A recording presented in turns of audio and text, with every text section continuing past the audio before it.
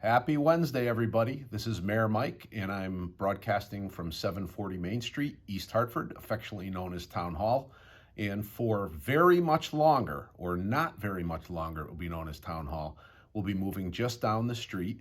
The move will be in two parts, middle of December for half of Town Hall, and the rest of December goes on January 5th.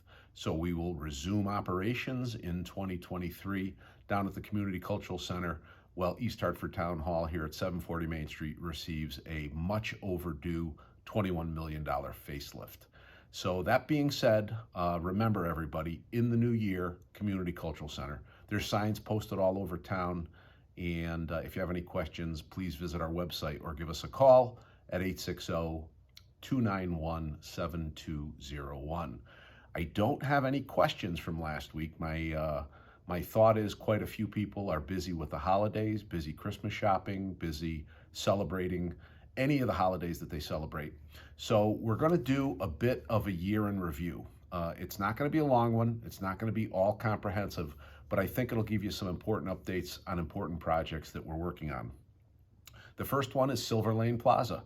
On December 1st, the town of East Hartford, after redevelopment agency approval and town council approval, deposited a $4.5 million check with Superior Court, along with some paperwork called a statement of compensation. We now need to wait 35 days, and sometime in the middle of January, the town of East Hartford, in all likelihood, barring any unforeseen filings against us, will own Silver Lane Plaza, and then we can move forward with some important development there. Number two, national development. I've been told that they have solved their Eversource and MDC problems, and they're proceeding to a close. It's quite possible, weather permitting, that we could see construction begin in sometime in January. The Bond Commission met on December 8th, and we expect to proceed on the purchase of the Church Corners Inn, 860 Main Street. We have also hired a relocation company to assist us with that. So on three large projects, Silver Lane Plaza, National Development, which is Rentschler Field, and the Church Corners Inn, we're basically moving ahead full speed, which is great news for the community. Tonight, and today is Wednesday, and when I say tonight, I'm referring to the day before. So on Tuesday, please refer to the East Hartford Town Council meeting, and you can find that on local access if you don't come out and see us in person. I'm introducing a new organization chart, which will effectively add a basically chief administrative officer. That was probably the largest change or largest addition that the Charter Revision Commission recommended. And I think a smaller organization will serve the community a little bit better, but we will run that by the town council on Tuesday night. So either stop in or tune in to hear more about that, because that's important for your community. The town hall, as I mentioned, is moving. Robert Pasek, who's our town clerk, has a double wide trailer that is now effectively in front of town hall. His office will remain here. I mentioned it at the last Ask the Mayor. There will be a drop box both for election ballots for future elections and for town clerk paperwork. The tax lockbox will move to the Community Cultural Center. So just take note of that. Rich Gentile, who is our elected new probate judge, will take office in early January, which means he will relinquish his full-time assistant corporation counsel position, and he will move to 7 to 10 hours a week moving forward.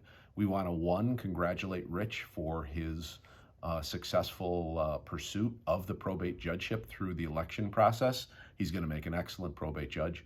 And we also want to thank him for his many years of service to Town Hall. He's been a valued and trusted voice of reason with historical knowledge beyond compare, so we want to wish him well. But we're still going to enjoy that knowledge as he continues to stay on, just in a somewhat reduced role.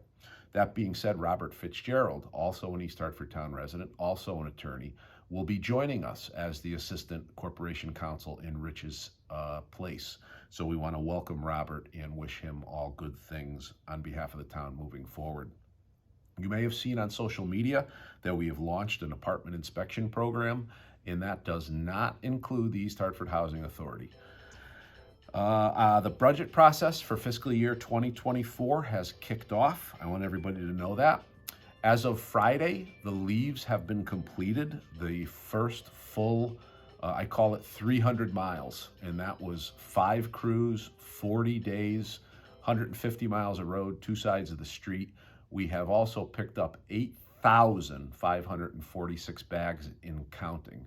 So it's quite a service we produce for the residents. This year it was on time. We will go back, weather permitting, and do some spot cleanups. What we have are 2 kind of small problems. Number one, the leaves are a little bit stubborn, especially the oaks, and they won't fall according to our schedule. But we've proven once again the schedule is solid, because had we not started on October 31st, we would have not successfully completed 1 pass by the time the snow fell, and that was over this past weekend. The second thing is some residents, as much as we try to get the word out through social media, through kiosks, through the newspaper, through our website, will push leaves to the curb after we've been by. Don't know how we fix that. We'd prefer you bag them, but we will go back and do some spot treatment in areas where the leaves were a little bit stubborn or the residents pushed the leaves to the curb. I want to also remind everybody, as I promised early in the season, and I had hoped to get this done in May, we're doing some late season quality road patches, one on Gilman Street in the north end, Forest Street in the center part of town, and Hill Street, which is in the southern part of town. We're not doing the full road. These are just areas that we've identified that were in terrible shape. We wanted to put them in better shape before the winter, and these patches should hold the roads together before we can get there as part of the orchestrated and engineering road improvement plan. Fun fact, we have completed negotiations in 2022 on 5 labor contracts and 1 pension contract settlement. So our Human Resources Director, Tyron Harris, and his staff, both Sandy Franklin and Roz White, deserve a lot of credit for that. That is good for the community, it's good for the employees, since we know what we're gonna pay, they know what they'll earn, and it's just a good thing moving forward. Pending town council approval, that will be on Tuesday. We have resurrected the soup kitchen. It used to be called the Friendship Soup Kitchen, and it was run by EHIM, which is East Hartford Interfaith Ministries. It now, again, pending town council approval, will be taken over by New Covenant United Methodist Church down on Church Street. Reverend Jackson has been gracious in her acceptance of this task, believes it's a mission of her church, and the town will do everything to seamlessly move it from EHIM to New Covenant United Methodist. I want to congratulate everybody. If you recall, on October 19th, Kate from my office produced a short survey to try to enlist 100 volunteer members by December 31st. Here we sit at the beginning of December, and we are more than 100 volunteer members strong. And part of that, mark your calendars down, will be a 2024 group work camp. And that will be out of town, call them juniors and seniors in high school. There may be as many as between 200 and 400. There'll be considerable planning. Howard Satalino and Reverend Kelly Jane will help us out in this initiative. But in 2024, we'll be looking for 50 to 60 houses that are owner occupied, that are in disrepair. And we're gonna send this volunteer work corps to towns in East Hartford, or to homes in East Hartford, and try to get them renovated during that 1 week in July. So stay tuned for more information on that. Again, that's 2024. The high school shop class will make several dog park obstacles, both for the small dog side and for the large dog side. We do have benches coming, and we do have water coming. I'm told water should already be there. Finally, the senior center, another fun fact, has over 1,750 members, and that almost increases by 100 members every month. This is the East Hartford Senior Center newsletter, and I occasionally walk through it and read it, and the amount of information here, from what you're having for meals, there's a calendar here for December, just so much on it. I happened to stop by there last week, and Sandra Johnson and her 2-person vocal group, guitar and vocal, called the Guinea Pigs, were back. And I took about about an hour out of my day. It was a well-rested hour, and thank you to Sandra for inviting me, and the guinea pigs for the band for putting together a nice, relaxing combination of both folk music and Christmas music at the Senior Center. So if you aren't a member of the Senior Center and you're 55 years or over, get down there. You'll be impressed. That being said, the Holiday Festival, wow. If you follow me on social media, I saw the bell ringers at Raymond Library. I saw Paul Bazakia, and I think I'm pronouncing that wrong, but he was at the First Congregational Church. That was amazing. Woody Tinsley from our police department, he's a school resource officer. He played Santa, the underwater Santa. There was over 100 children that had their pictures taken underwater. That was awesome. And then there was just one thing after the other, starting off with last Friday's kickoff at the Town Green. That was a holiday sing-along with hot chocolate. And then we got a visit by Santa, Rudolph, and a couple of the other Christmas characters. That being said, we had I guess it was a press conference in front of the middle school yesterday. We heard a lot of people couldn't hear the sound, so we apologize for that, but it was announcing the blue light parking ban.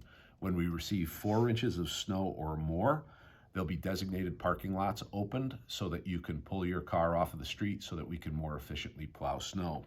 With respect to the snow, I had put on social media yesterday that there was somewhere between 3 and 6 inches expected. I think some of the pavements didn't cool down so that some of the accumulations were down. It was more like 1 to 3 inches. Our plows did hit every road. They hit every road just after midnight. That would be Sunday night into Monday.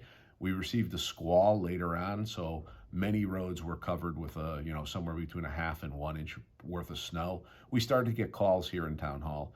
We really look at the totality of the forecast, and because today, being Monday when I'm taping this, the weather was going to be good and the sun was going to be out, we'll try to return to some of those slush-covered areas and clean them up, but for the most part, in this particular storm, Mother Nature will help us. So we do monitor it. We don't manage by social media, but I try to keep an eye on it. And with one other thing with respect to social media, again, I pick up comments that are down on the town, and that always hurts. We want to make sure your town is responsive, but you have to help us help you. And one of the calls was about a van that was out on the street for 9 months. And I had asked the resident, hey, listen, we're happy to help you. We'll send a police officer right out. We'll red ticket it, which means the owner has to move it or it will be towed.